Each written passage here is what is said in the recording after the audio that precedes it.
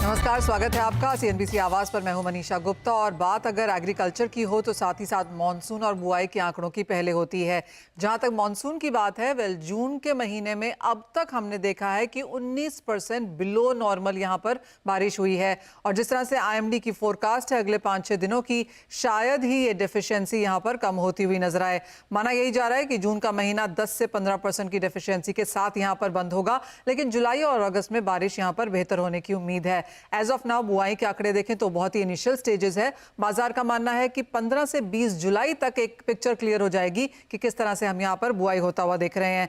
साथ ही साथ नई सरकार ने यहाँ पर और नए फैसले लेने शुरू कर दिए हैं। हमने स्टॉक लिमिट्स लगते हुए देखी हैं यहाँ पर गेहूं में और कुछ दालों में भी। इसके अलावा अगर इन्फ्लेशन की बात की जाए तो सिंगल डिजिट फूड इन्फ्लेशन है, लेकिन डबल डिजिट हमने यहाँ पर दालों में आते हुए देखी है। तो कुछ कंसर्न्स एग्रीकल्चर को लेकर अब भी यहाँ से हैं। वेजिटेबल और फ्रूट्स की बात की जाए तो यहाँ पर भाव आसमान छू रहे हैं। ऐसे में agri as a sector and agriculture में अगर ट्रेडिंग अपॉर्चुनिटीज ढूंढनी हो आने वाले समय के लिए तो वो कहाँ है, यही एग्जैक्टली हम जानेंगे अपने पैनल से। हमारे साथ जुड़ रहे हैं केडिया कमोडिटीज के डायरेक्टर अजय केडिया, कुंवर ग्रुप के director research Ravi Deora, SMC global securities की AVP commodity research Vandana Bharti और गंगानगर कमोडिटीज के एवीपी रिसर्च अमित खरे। आप सभी का कार्यक्रम में स्वागत है। शुक्रिया आज यहाँ पर जुड़ने के लिए। अजय, आपसे पहले जानना चाहेंगे, जिस तरह की स्थिति है फिलहाल एग्रीकल्चर की, अगर आप उसको समराइज करें तो क्या कहेंगे? नमस्ते महशरी। डेफिनेटली इस बार हम देख रहे हैं कि जो ये ट्रांजिशनल पीरियड है जून का, बिकॉज हम लास्ट ईयर एल नीनो में थे, अब ला नीनो में है, तो जनरली ये देखा जाता है कि ये पीरियड में मानसून में थोड़ा डिस्टर्बेंस ही रहता है। लेकिन आगे जैसे हमने रिसेंट जो आईएमडी के स्टेटमेंट्स भी देखे हैं कि जुलाई और अगस्त में जो डिस्ट्रीब्यूशन है वो काफी अच्छा रहेगा। लेकिन इंपॉर्टेंट इसलिए भी है क्योंकि अब हम देख रहे हैं कि कॉटन हो या बाकी क्रॉप्स है जहाँ पे सोइंग स्टार्ट हुई है, यहाँ पे कुछ कंसर्न्स आने चालू हो चुके हैं। और ऐसा नहीं है कि लानिनो रहेगा तो पानी बहुत ही अच्छा है। हमने इससे पास्ट में भी देखा कि अगर बहुत ही अच्छा पानी रहता है बाढ़ जैसी जो, तब भी एक कंसर्न है। तो मुझे लगता है अगला महीना 2 महीना जो रहेगा वो क्रॉप के लिए काफी इंपॉर्टेंट है। नो डाउट प्राइस की अगर हम बात करें तो पिछले 1 महीने के अंदर कुछ प्राइजेस के अंदर हमने गेन्स भी देखे। चाहे वीट की बात करें तो वीट में हमने जंप आता हुआ देखा, इसलिए गवर्नमेंट ने ऑलरेडी एक्शन प्लान बना रखे हैं। पल्सेस के अंदर हमने थोड़े बहुत रिलीफ जरूर आते हुए देखे, जहां पे चने में हमने थोड़ी बहुत गिरावट आते हुए देखी। गवर्नमेंट ने जो एक्शंस लिए, तो मुझे लगता है जो मानसून की अनसर्टेनिटी उसी को देखते हुए गवर्नमेंट ने जो पास्ट 2-4 दिनों के अंदर जो स्टेप्स लिए हैं वो उसी को देखते हुए लिए, ताकि प्राइजेस के अंदर फूड इन्फ्लेशन के अंदर, क्योंकि ज्यादा करके हम देखते हैं बारिश के समय में फूड इन्फ्लेशन वैसे भी बढ़ जाता है, पल्सेस की डिमांड बढ़ जाती है। तो ये जो स्टेप्स लिए गए हैं उसी चीज को देखते हुए लिए गए। वंदना, आप कैसे देखती हैं? और अब तो खबर भी ये है कि काफ़ी ज़ोरदार यहाँ पर बातचीत जारी है दिल्ली में कि शायद मस्टर्ड को, ऑयल सीड्स में से सोयाबीन को भी यहाँ पर वापस शामिल किया जाए, जहाँ तक फ्यूचर्स ट्रेड की बात है। एज ऑफ नाउ ये कॉन्वर्सेशंस है। माना जा रहा है कि अगर कुछ निकल के भी आया तो महीने 1.5 महीने तक वो बनता हुआ नजर आएगा। लेकिन आप कहेंगे कि जो कुछ यहाँ पर एग्रीकल्चर में हो रहा है, और साथ ही साथ बिकॉज यहाँ पर हेजिंग मैकेनिज्म नहीं है, प्राइस डिस्कवरी नहीं है, इसको आप कैसे देखती हैं? और आपको भी लगता है कि शायद ये एक पहल है जो सरकार शायद यहाँ पर कर पाए? जी मनीषा, बिल्कुल अग्री करती हूँ यहाँ पे, क्योंकि क्रॉपिंग पैटर्न पे वो काफी ज्यादा प्रभावित करता था यहाँ पे, जब यहाँ पे फ्यूचर्स मार्केट होते थे। और पल्सेस में और ऑयल सीड्स इसका बहुत बड़ा एविडेंस है, और कई रिपोर्ट्स भी हम लोगों ने सबमिट करी थी, चाहे वो पार्लियामेंट में हो या फिर काफी सारे एसोसिएशंस में, कि इनका काफी ज्यादा योगदान होता है क्रॉपिंग पैटर्न को बेटर करने में। और पल्सेस में अगर यहाँ पे अभी चना शेड्यूल्ड होता या यहाँ पे लॉन्च होता, तो यहाँ पे किसानों को बहुत अर्ली इंडिकेशंस मिलते हैं कि यहाँ पे पल्सेस को ज्यादा उगाना है। तो मेरे ख्याल से ऑयल सीड्स अगर आता है तो मोस्ट वेलकम स्टेप होगा, और अब इंडस्ट्री भी इसकी काफी ज्यादा डिमांड कर रही है, तो मेरे ख्याल से काफी पॉजिटिव स्टेप ये होगा। लेकिन आने वाले मानसून सीजन में मानसून का टाइम और डिस्ट्रीब्यूशन काफी ज्यादा यहाँ पे फर्क लाएगा। दूसरी चीज जो नया कंसर्न है मनीषा यहाँ पे ये है कि टेम्परेचर जो है वो 2-3 डिग्री यहाँ पे काफी ज्यादा हायर है as compare to previous years. तो ये किस तरीके का इम्पैक्ट डालता है बिजाई पे, ये बहुत ज्यादा इंपॉर्टेंट होगा, क्योंकि वीट के प्राइसेस ऑलरेडी यहाँ पे हायर साइड है। अगर बिजाई लेट होती है धान की, पैडी के भी दामों पे इसका काफी ज्यादा असर देखने को मिल सकता है। जी हाँ, हीट वेव्स हैं, मॉनसून थोड़ा सा इरेटिक है, सब जगह अभी तक यहाँ पर पहुंचा नहीं है, बुआई का इंतजार है, काफ़ी कुछ है चीज़ें यहाँ पर वॉच करने के लिए। ऑफ कोर्स सरकारी एक्शन है, रिप्रेजेंटेशंस हो रही हैं, प्री बजट कंसल्टेशंस भी यहाँ पर हो रही हैं, तो एग्रीकल्चर क्लियरली यहाँ पर इन फोकस। अमित, आप कैसे देखते हैं ओवरऑल ये सेक्टर एज ऑफ नाउ, और आपको क्या एक्सपेक्टेशन है, बजट से क्या निकल के आ सकता है? मेरे को लगता है अभी जैसा कि सभी लोग बोल रहे हैं कि 18 या 20% के आसपास का डेफिसिट है मानसून में, बट मेरे को लगता है ये डेफिसिट अगले महीने में पूरा हो जाएगा और अच्छी से रेन जो है हो सकती है। जैसे लास्ट टाइम भी कम बारिश हुई थी, लेकिन लास्ट टाइम जो बारिश हुई थी एंड में सितंबर के आसपास, उसने लास्ट की जो है काफी रिकवर कर लिया था। बजट से देखा जाए तो अभी एग्री के लिए ऐसा कुछ खास उम्मीद नहीं की जा सकती, लेकिन बजट के बाद लगता है जो अभी ऑयल सेक्टर अभी ऐड करने वाले वापस फिर से जो हटा दिए थे, ये काफी पॉजिटिव मार्केट के लिए हो सकता है। जो एनसीडीएक्स में वॉल्यूम्स की अभी कमी है, ये कमी भी उसका एक फैक्टर रहा है कि ये जो चना, सोया सीड और सरसों जो है यहाँ से बाहर की थी, उससे जो है निवेशकों का रुझान थोड़ा सा एनसीडीएक्स की तरफ कम हुआ था। अगर ये वापस आ जाते हैं तो काफी अच्छा वॉल्यूम्स वापस फिर से एनसीडीएक्स में हो सकता है। तो एक अच्छा पॉजिटिव स्टेप ये हो सकता है, इसको जरूर सरकार को लेना चाहिए। जी हाँ, एब्सोल्युटली। एंड एक यही सवाल आपसे भी रवि, कैसे देखते हैं आप एग्री एज अ सेक्टर जिस तरह से यहाँ पर है, और आपका फोकस अब यहाँ पर क्या रहेगा? ऑफ कोर्स मॉनसून पे तो एक नज़र यहाँ पर रहेगी ही, बुआई के नंबर्स भी यहाँ पर बाजार देखना चाहेगा, आप क्या देख रहे हैं? हाँ, जरूर से काफी चीजें हैं, काफी डेवलपमेंट है। पर्टिकुलर 5 इवेंट थे, एक तो आ चुके पर्टिकुलर अभी जो एमएसपी की काफी टाइम से लोग राह देख रहे थे, एमएसपी ऑलरेडी अनाउंस हो चुके हैं। अभी 4 इवेंट बाकी है। पहला तो मानसून का डिस्ट्रीब्यूशन, काफी टाइम से लानिना की चर्चा चल रहा है। जब से पहला रिपोर्ट आया था अप्रैल में, तब से उन्होंने बोला था कि जो लानिना प्लेस होगा वो जुलाई से अगस्त के बिटवीन प्लेस होगा। तो शायद इनिशियली जो ये डिस्ट्रीब्यूशन अभी हमें सही नहीं दिख रहा, शायद आगे जाके वो सही हो। आई थिंक ये पहला फैक्टर होगा। सेकंड, खरीफ सोइंग के जो डेवलपमेंट है वो भी मार्केट को काफी फोकस में रहेंगे। तीसरा, बजट का जो अनाउंसमेंट है, वो बजट अनाउंसमेंट मुझे लग रहा है कि इस टाइम ये जो बजट आएगा वो agri driven and agri focus budget हो सकता है। नए एग्री मिनिस्टर भी है साथ में, मींस काफी जरूरत है सेक्टर को, जिसमें 4 चीजें ज्यादा फोकस में रह सकते हैं। पहला एग्री एक्सपोर्ट है। एग्री एक्सपोर्ट जो हमारा लास्ट $25 बिलियन था, उसको 3 गुना बढ़ाने की बात कर रहे हैं। साथ में टेक्सटाइल एक्सपोर्ट बढ़ाने के लिए भी काफी चर्चा ऑलरेडी चालू हो चुके हैं। तो आई थिंक ये पहला स्टेप होगा। सेकंड जो स्टेप है वो एग्री इंफ्रा पे स्पेंडिंग बढ़ेगा, और गवर्नमेंट का जो रेवेन्यू सोर्स है काफी बढ़िया है, एंड 20% CAGR ग्रोथ से टैक्स कलेक्शन चल रहा है, तो शायद एलोकेशन ज्यादा हो। तीसरा है कि जो किसानों को लॉन्ग क्रेडिट, क्योंकि अभी जो क्रेडिट मिल रही है उसमें किसानी के लिए 1 साल की क्रेडिट है, उसको वापस चुकाना है, वापस उसको क्रेडिट मिलेगी। तो इससे काफी किसान है वो चुकाने के डर से मीन्स अभी क्रेडिट नहीं ले पा रहे, तो लॉन्ग क्रेडिट के लिए भी एक अलोकेशन होगा। एंड क्लाइमेट चेंज एक बड़ा इशू होगा। क्लाइमेट चेंज की जो इम्पैक्ट है फार्मिंग के ऊपर, उसको मिनिमाइज करने के लिए काफी स्टेप लिए जा सकते हैं, कंसल्टेशन चालू हो सकते हैं। तो मुझे लग रहा है 4 जो स्टेप है वो आपको बजट में आते हुए दिख सकते हैं। एंड लास्ट है ट्रेड इंप्रूव करना काफी इंपॉर्टेंट है। अभी हमारा फोकस है वो डायरेक्ट एक्सपोर्ट पे। मुझे लग रहा है कि जो फोकस ज्यादातर अभी ये 5 साल में गवर्नमेंट का रहेगा वो फूड प्रोसेसिंग पे रहेगा। डायरेक्ट जो सीरियल्स है या इसको पल्सेस है, इसमें ट्रेड एक्टिविटीज के बजाय उसको वैल्यू एडिशन करके उसको एक्सपोर्ट करे, तो मेरे हिसाब से काफी अच्छे साल 2 से 3 रह सकते हैं फार्मिंग इकोनॉमी के लिए। मेरा मानना है कि काफी फोकस रह सकता है।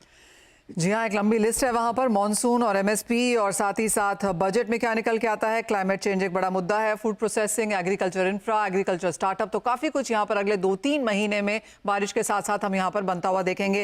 लेकिन बात अब यहाँ पर स्ट्रैटेजीज की कर लेते हैं। और जैसे कहा गया कि जून के महीने में, जैसे अजय कह रहे थे कि गेहूँ में, दालों में कुछ यहाँ पर बढ़त देखने को मिली है, खाने के तेलों में वॉल्टिलिटी यहाँ पर ज़्यादा बढ़ी है, कॉटन में कुछ गिरावट देखने को मिली, रबर में गिरावट थी, कोको में हमने ऑफकोर्स अंतर्राष्ट्रीय बाजारों में हम उसे फॉलो करते हैं, वहाँ पर भी कुछ मुनाफा वसूली है। मक्के के भावों में भी अंतर्राष्ट्रीय बाजारों में कुछ गिरावट आई, भारतीय बाजारों में ऑफ कोर्स हमने इसे चढ़ते हुए देखा है।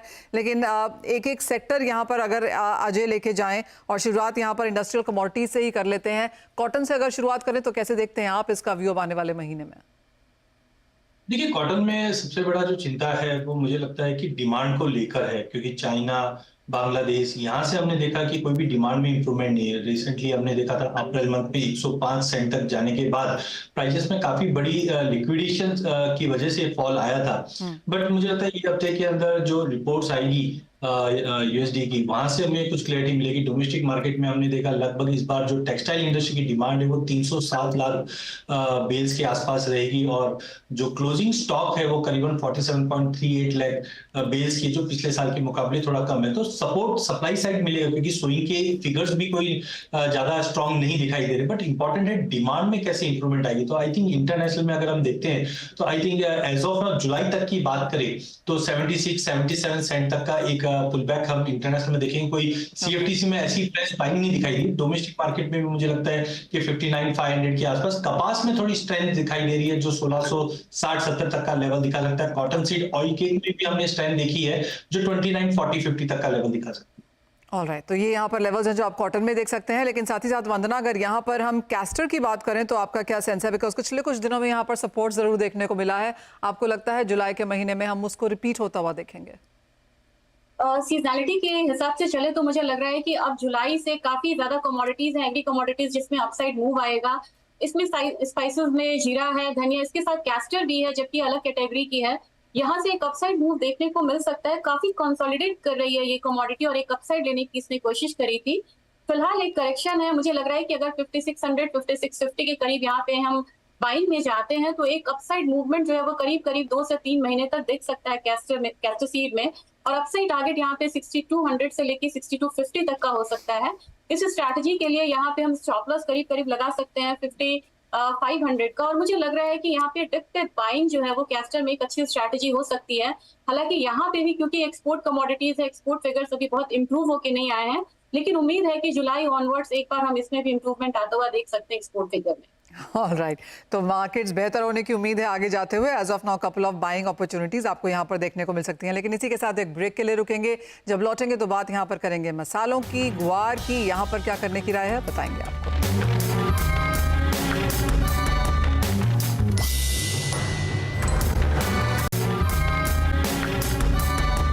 स्वागत है आपका। आप देख रहे हैं हमारा खास प्रोग्राम जहां पर बात एग्रीकल्चर की हो रही है। हमारे एक्सपर्ट्स आपको बता चुके हैं कि क्या कुछ वो एक्सपेक्ट कर रहे हैं आने वाले 2 से 3 महीनों में in sense of budget, representations, monsoon और ऑफ कोर्स बुआई।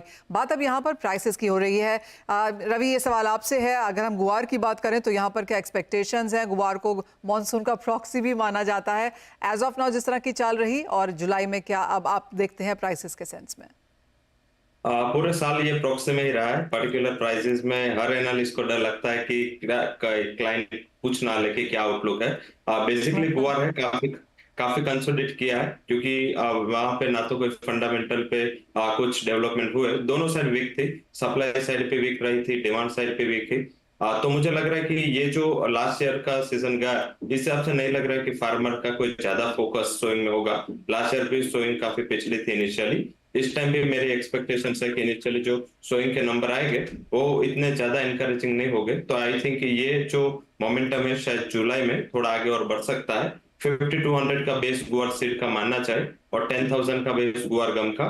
मुझे लग रहा है अगर कोई पे डिप मिले तो एक बाइंग की अपॉर्चुनिटी के तौर पे देखना चाहिए। लेवल स्पेसिफिक गुआर गम 11,200 से 11,500 के लेवल आपको अगले महीने में आते हुए दिख सकते हैं। वहीं गुआर सीड में भी 5600 के लेवल की उम्मीद करनी चाहिए। मुझे लग रहा है कि जुलाई में ये जो कंसोलिडेशन काफी टाइम से देखा गया है वो ब्रेक होगा और ऑप्शन भी अभी अवेलेबल है। जैसे ऑप्शन आएंगे लिक्विडिटी बढ़ेगी और लिक्विडिटी का जो सपोर्ट है वो शायद ये कमोडिटी को आगे जाके ड्राइव कर सकता है। अजय, ये सवाल आपसे है। गुआर फ्यूचर्स ऑफ कोर्स हैं, हमने थोड़ी सी यहाँ पर वॉल्यूम कम होते हुए देखी, रेंज भी बनते हुए देखी। ऑप्शंस का कितना स्ट्रॉन्ग पुश आप आता हुआ बनता हुआ देख रहे हैं?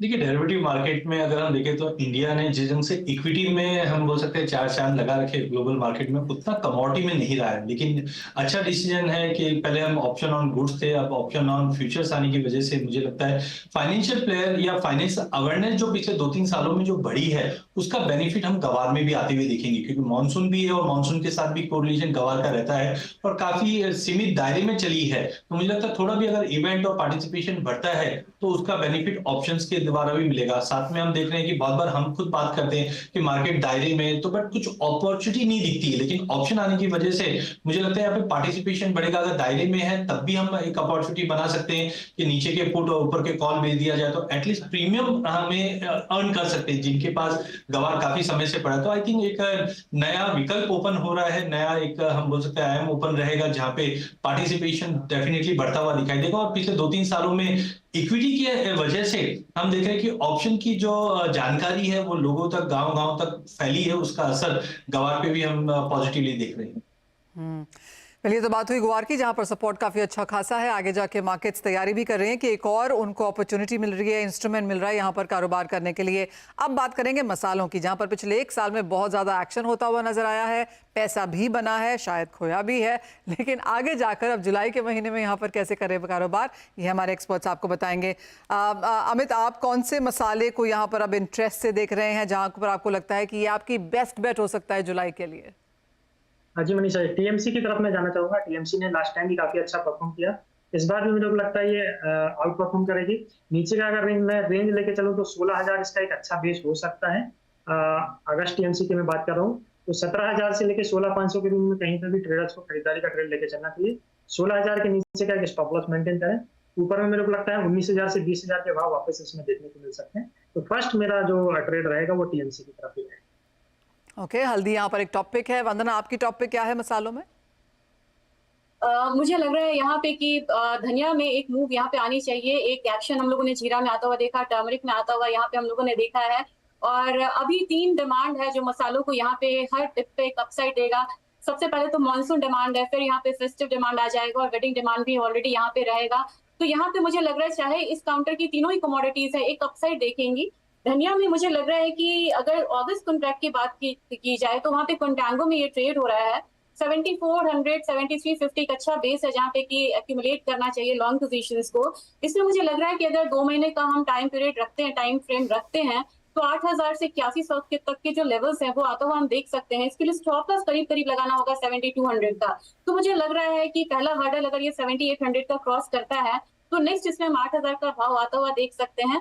इसमें एक्शन आता हुआ देख सकते हैं आने वाले 2 से 3 महीनों में। ऑलराइट, तो धनिया और हल्दी अभी तक यहाँ पर खरीदारी की एक्सपेक्टेशंस बनती हुई नजर आई हैं। रवि, आप कैसे देखते हैं और आप किस मसाले के साथ जाना चाहेंगे? जब से इमीडिएटली मुझे लग रहा है कि टर्मरिक थोड़ा मॉनसून के डेवलपमेंट के हिसाब से थोड़ा वोलेटाइल रहेगा। हालांकि डिमांड फैक्टर वहां पे काफी स्ट्रांग है, इस हिसाब से ज्यादा बड़े करेक्शन की उम्मीद नहीं करनी चाहिए। बट यस, प्राइस वाइज अगर ईयर ऑन ईयर देखें तो कोई सबसे ज्यादा परफॉर्म करने वाली कमोडिटी है तो टर्मरिक है। तो शायद लग रहा है कि इनिशियली फार्मर है वो स्विंग ज्यादा करे तो इमीडिएट वहां पे वोलेटिलिटी होगी। तो जैसे वन्ना जी बात कर रही थी, आई थिंक मुझे भी लग रहा है कि धनिया एक आउट परफॉर्म कर सकता है। जीरा पे एक रेस्पेक्टिव लेवल पे पहुंच चुका है तो फॉलो बाइंग वहां पे आता हुआ दिख सकता है। और जो गोंडल मंडी उसमें जो इन बिटवीन सप्लाई का इश्यू हुआ था, काफी बड़ी सप्लाई आ रही थी, वो अभी धीरे धीरे कम हो रही है। तो मुझे लग रहा है कि वहां पे डिमांड वैसे भी बनी हुई है। 7300 का अच्छा बेस है, बाय करके चले। शॉर्ट टर्म के लिए जो स्टॉप लॉस है वो 7100 का रहेगा और अपर साइड मेरा मानना है कि 7700 तक के लेवल जल्दी धनिया में आते हुए दिख सकते हैं। ऑलराइट, तो ये धनिया और हल्दी में ऑफ कोर्स यहाँ पर खरीदारी की राय आती हुई नजर आई है। और जीरे में अब आप यहाँ पर अजय क्या करना चाहेंगे? अगर किसी को जुलाई में यहाँ पर अपनी कोई पोजीशन बनानी है जीरे में लेकर हल्दी, जीरे में लेकर जुलाई में, तो क्या करना चाहिए? देखिए, वैसे तो जब हम खाना बनाते हैं तो तड़का पहले जीरे का लगता है, फिर हल्दी और फिर धनिया। तो वैसा ही मार्केट में मूव बन रहा है। जीरे ने ऑलरेडी रैली दिखा चुका है, बट मुझे लगता है जीरे में जो पहले एक हवा बनी हुई थी कि चाइना में 10 गुना क्रॉप है ग्लोबल मार्केट में, और ये सबको देखते हुए प्राइसेस में दबाव था। लेकिन रिसेंटली जो बरसातें हुई है चाइना में, जिसके से डैमेजेस भी रिपोर्ट हो रही है और सप्लाई अच्छी रहने की उम्मीद है, क्योंकि हमारे यहाँ पे भी अगर देखें तो 1 करोड़ 10 लाख के आसपास का क्रॉप इस बार बताया जा रहा है। तो सप्लाई भी काफी अच्छी है। तो जीरे में नो डाउट कोई एक्स्ट्राऑर्डिनरी फायरवर्क नहीं दिखेगा कि वापस हम 45-50 देख ले, बट मुझे लगता है कि इमीडिएटली 30-31 के बीच में मार्केट कंसोलिडेट करेगा। इसके ऊपर टाइमिंग नहीं जाता हुआ दिखाई दे रहा है, बिकॉज सप्लाई अच्छी है। जुलाई में मुझे लगता है एक बार एक डिप मिलेगा 26,000-27,000 हजार तक का, वहां पे एक बाइंग बनती है जो आपको अगस्त तक वापस प्राइजेस को 34-35 का लेवल दिखा देगा। बट एज यूजुअल जो बाकी पैनलिस्ट ने कहा है, हल्दी मुझे ज्यादा अच्छी लगती है। रिसेंट जो फॉल आया था वो सोइंग को लेकर आया था कि जो रिसेंट सोइंग के नंबर है वो काफी अच्छे। बट देखने वाली चीज ये है कि अच्छी सोइंग हो भी जाती है, उसके बावजूद नया जो क्रॉप आएगा वो मार्च मंथ में ही आएगा। तो इरोड लाइन में सुनने में आया कि करीबन 50% के ज्यादा सोइंग हुई है और बाकी कुल मिला के आंध्र प्रदेश तेलंगाना में 30-35% सोइंग ज्यादा बताई जा रही है। तो उसकी वजह से प्राइसेस में थोड़ा फॉल आया था, बट बैलेंस शीट काफी टाइट है हल्दी की। तो ये ऑफ कोर्स यहाँ पर क्यूज हैं कि आपको जो लिस्टेड कमोडिटीज हैं उसमें कैसे कारोबार करना है। लेकिन अगर आउटलुक जुलाई का है तो जुलाई में बजट की भी एक्सपेक्टेशन है, तो अपने सभी एक्सपर्ट से ये जानना चाहेंगे कि उनकी एक टॉप एक्सपेक्टेशन इस बार यहाँ पर बजट से क्या है, एग्रीकल्चर मार्केट से क्या है, जहाँ पर उन्हें लगता है कि ये जो स्थिति है, जो ये ट्रेड है, बेहतर बन सकता है। अजय, आपसे ही पहले एक टॉप थिंग जो आपको लगता है कि फाइनेंस मिनिस्टर इस बार बजट में एग्री में देख सकते हैं। जी, बजट में एक्सपेक्टेशन तो बहुत ज्यादा होती है, लेकिन आपने एक ही बोला, बट मैं उसको दो लेना चाहूंगा। सबसे पहले है ट्रांजैक्शन कॉस्ट। हम देखते हैं कि as compare to global market हमारे यहाँ पे ट्रांजैक्शन कॉस्ट अभी भी काफी ज्यादा है, तो मे बी सीटीटी के ऊपर वापस एक रिव्यू होना चाहिए। सेकंड है जो बैंक कमोडिटीज है, इन पे नो डाउट आज भी हमने एक अपडेट देखा था कि एक रिव्यू हो सकता है, वो बहुत जरूरी है, बिकॉज वॉलिटिलिटी पिछले साल 2 सालों में काफी ज्यादा बढ़ा है एडिबल ऑयल कॉम्प्लेक्स और पल्सेस में। तो मुझे लगता है बैन ऑन कमोडिटीज हटना चाहिए, और जो ट्रांजेक्शनल कॉस्ट है उसको कम करना चाहिए, क्योंकि कमोडिटी के प्राइसेस भी काफी ज्यादा बढ़ चुके हैं, तो कॉस्ट ज्यादा पिंचिंग है इस वक्त। सीटीटी के ऊपर यहाँ पर काम किया जाना चाहिए और बैंड कमोडिटीज को यहाँ पर रीइंट्रोड्यूस करना चाहिए। वंदना, आप इसमें क्या ऐड करना चाहेंगी? मुझे लग रहा है कि बैंक कमोडिटीज यहाँ पे फिर से रिलिस्ट होनी चाहिए। दूसरी चीज है मनीषा, सबसे ज्यादा यहाँ पे काम करने की जरूरत है वो इंफ्रा है, वेयर हाउसेज और मंडीज नहीं है रूरल एरिया में। और तीसरी बात यहाँ पे ये है कि एक्चुअल इन्फ्लेशन नहीं है, तो जो मीडिएटर्स हैं उन पे कैसे काम करना है। और ये जो रूरल एरिया से जैसे मेट्रोपॉलिटन सिटीज में कोई भी यहाँ पे अनाज है या फल है वो आता है, वो प्राइसेस हाइक कैसे होते हैं उस पे कंट्रोल मैकेनिज्म होना बहुत जरूरी है। तो इन्फ्लेशन बहुत बड़ा कंसर्न, एटलीस्ट फूड इन्फ्लेशन नहीं रहेगा इंडियन गवर्नमेंट के लिए। जी हाँ, जहाँ तक एग्री इंफ्रा की बात है वो एक यहाँ पर काफ़ी इंपॉर्टेंट है। और मुझे याद है वंदना, आपने लास्ट टाइम एक चीज़ मेंशन भी करी थी कि यहाँ पर जो इंटरमीडियरीज हैं उनकी वजह से किसान को यहाँ पर प्रॉपर नहीं मिलता है, तो उसके लिए अगर आपको कुछ सजेस्ट करना हो सरकार को तो क्या कहेंगी? मुझे लग रहा है कि एनसीडीएक्स को काफी स्ट्रांग करना होगा। और बड़े छोटे छोटे किसान हैं मनीषा, वो बोल ही नहीं सकते, वो आड़तिया के सामने भी नहीं बोल सकते कि मुझे ये प्राइस नहीं चाहिए, मुझे हायर प्राइस चाहिए। एफपीओज का रोल काफी इंपॉर्टेंट यहाँ पे हो सकता है। और जो गवर्नमेंट को काम करना होगा वो ब्लॉक लेवल पे काम करना होगा, और जो प्रैक्टिकल जो सॉल्यूशंस है वो यहाँ पे लाने होंगे। तो ब्लॉक लेवल पे स्कीम्स को यहाँ पे बिल्कुल फ्लरिश करना होगा। दूसरी चीज है कि एफपीओज को काफी स्ट्रांग करना होगा। अगर उन्हें यहाँ पे और सुविधाएं चाहिए वो और सुविधाएं दे, और पावर चाहिए और पावर यहाँ पे देना चाहिए। और एक्सचेंज को साथ में लेके काम करना होगा, साथ में सेबी को काफी कॉन्फिडेंस में रखना होगा कि they are moving in right direction.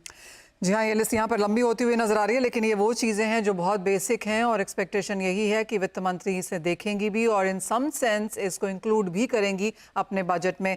Ravi, आप क्या कुछ देख रहे हैं एग्री एज अ स्पेस में, क्योंकि एक्सपेक्टेशन तो काफ़ी है और आपने एक बहुत लंबी लिस्ट भी बताई है जहाँ पर कंसर्न्स हैं भी, लेकिन अगर ये कोई टॉप चीज़ हो जो आपको लगता है कि ऑन प्रायोरिटी यहाँ पर करना चाहिए एग्रीकल्चर के लिए, तो वो क्या है? वो प्राइस होगी। जब एग्री कमोडिटीज में प्राइस की बात आती है तो कोई बात नहीं करता, क्योंकि प्राइस काफी मैटर करते हैं। बट मुझे लग रहा है कि प्राइस काफी इंपॉर्टेंट है, जिसमें जो हमारे पूर्व फाइनेंस मिनिस्टर थे उन्होंने एक मॉडल रखा था, वो है spot prices, spot and exchanges, derivative market को क्लब करके एक एक्सचेंज एक प्राइस, ऐसा एक मैकेनिज्म ऑलरेडी वर्कआउट हो चुका है। मुझे लग रहा है कि इसको इम्प्लीमेंटेशन करने की काफी जरूरत है। तो जैसे आगे वंदना जी बता रही थी कि फार्मर के पास ऑप्शंस नहीं है, उसको हायर प्राइस चाहिए तो उसके पास कोई ऑप्शन नहीं है। बट ये स्पॉट एंड जो डेरिवेटिव मार्केट के एक जो रेट है उसको इकट्ठा हो जाने से आगे जाके मुझे लग रहा है कि प्राइसेस की एक अच्छी बेनिफिट फार्मर को मिलेगी, इंटरमीडिएट रिस्क थोड़ा हट जाएगा और डायरेक्टली जो उसका फायदा मिलेगा वो ग्राहक को भी लो प्राइस का मिलेगा। तो मेरे हिसाब से वन नेशन वन प्राइस का मैकेनिज्म होना चाहिए। मींस के एक थोड़ा बहुत आप ट्रांसपोर्टेशन का कॉस्ट ऐड करके, जैसे हमारे एनसीडीएक्स के भी सिस्टम है कि जितना वेयर हाउस से दूर रहता है उतना उसका कॉस्ट ज्यादा लगता है, तो ऐसा कुछ कॉस्ट का मैकेनिज्म वर्क करके वन नेशन वन प्राइस पे सोचना चाहे तो जल्दी ये प्रॉब्लम सॉल्व हो सकती है। ऑलराइट, अमित, आप फाइनली आप क्या एक्सपेक्ट कर रहे हैं? अगर एक ही चीज आपको वित्त मंत्री से मांगनी हो तो वो क्या है? मैं तो जो बैंक कमोडिटीज है वो ही एनसीडीएक्स की मांगूंगा, क्योंकि काफी वॉल्यूम्स बहुत कम जो है पिछले 7-8 सालों में हुए हैं। तो 7-8 सालों में जो वॉल्यूम्स होते हैं उसका आधा 50% भी अभी वॉल्यूम्स नहीं आ रहे। और तो एक्चुअल में जब एनसीडीएक्स चालू किया गया था तो उसका बेस ही हेजिंग के लिए रखा गया था कि हेजिंग के लिए प्लेटफॉर्म है, लेकिन जब आइटम ही नहीं रहेंगे तो हेजिंग लोग कहाँ से करेंगे। तो मेरी डिमांड रहेगी कि जो बैंक कमोडिटीज हैं उनको लाया जाए और साथ साथ में नई कमोडिटीज भी ऐड करिए। ऑलराइट, बहुत शुक्रिया आप सभी का आज यहाँ पर साथ जुड़ने के लिए। ऑफ कोर्स सभी पहलू जो एग्रीकल्चर हैं उस पर आपने यहाँ पर बातचीत करी है। बजट से एक्सपेक्टेशंस क्या हैं उसकी भी यहाँ पर एक लिस्ट है जो हम पुट फोर्थ करेंगे, और क्या expectations and sense of trading strategies for जुलाई वो भी आपने हमारे दर्शकों के समक्ष रखी है। बहुत शुक्रिया आप सभी का आज यहाँ पर हमारे साथ जुड़ने के लिए। लेकिन इसी के साथ इस कार्यक्रम में इतना ही समय है, हमें दीजिए इजाजत, लेकिन आप बने रहिए CNBC आवाज़।